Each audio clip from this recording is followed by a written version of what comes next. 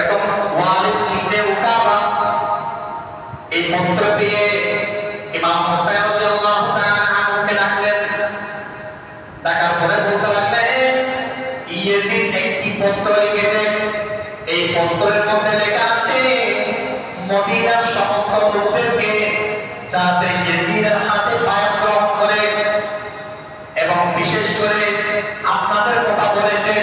ইমাম হুসাইন বলছেন আপনাদের কথা বলেছেন, আপনাদেরকে বলেছেন ইয়াজিদের কাছে বায়াত গ্রহণ করতে।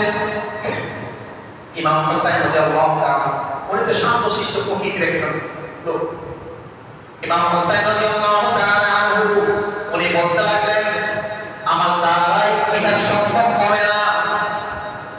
ওয়ালিদ ইবনে উকাবা যে অনুরোধ করলে বায়াত করার জন্য, তা প্রত্যাখ্যান করলেন, আমার দ্বারা এটা করা সম্ভব হবে না। ইমাম হুসাইন রাদিয়াল্লাহু তাআলা আনহু উঠে গেলেন। উঠে যাওয়ার পরে ইয়াজিদের একজন অনুসারী মারওয়ান, ইয়াজিদের একজন অনুসারী, উনি বলতে লাগলেন গভর্নরকে, আপনি যদি হুসাইন রাদিয়াল্লাহু তাআলা আনহুকে যদি বায়াত করাতে যদি না পারেন, তাহলে আমাদের অনেক বড় সমস্যা হয়ে যাবে। যদি বায়াত গ্রহণ না করে তাহলে আপনি তাদেরকে কি করে দেবেন?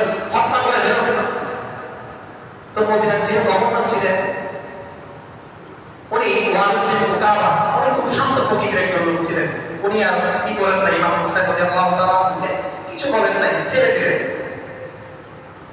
এরপরে সিদ্ধান্ত নিলেন হযরত ইমাম হুসাইন রাদিয়াল্লাহু তাআলা আনহু উনি আমার নবীজির রওজা পাক জিয়ারত করলেন, নানা জানের রওজা পাক জিয়ারত করলেন।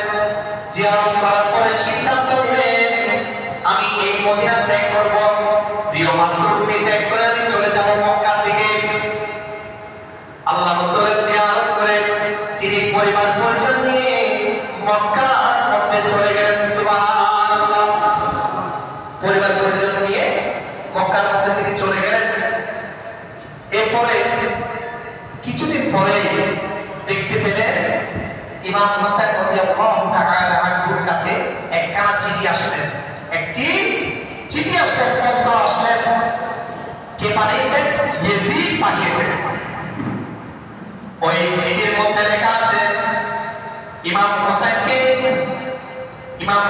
বলতে লাগলেন, হে হুসাইন, আমাদের এই কুফার মধ্যে কোনো ইমাম নাই।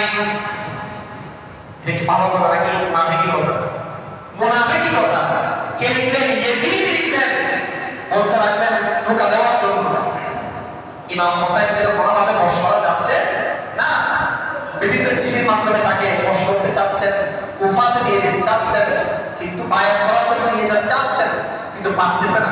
তো সর্বশেষ তাকে ইমোশনাল করার জন্য এমন একটি পত্র লিখলেন যে, ইয়াজিদ পত্র লিখলেন যে, হে হুসাইন,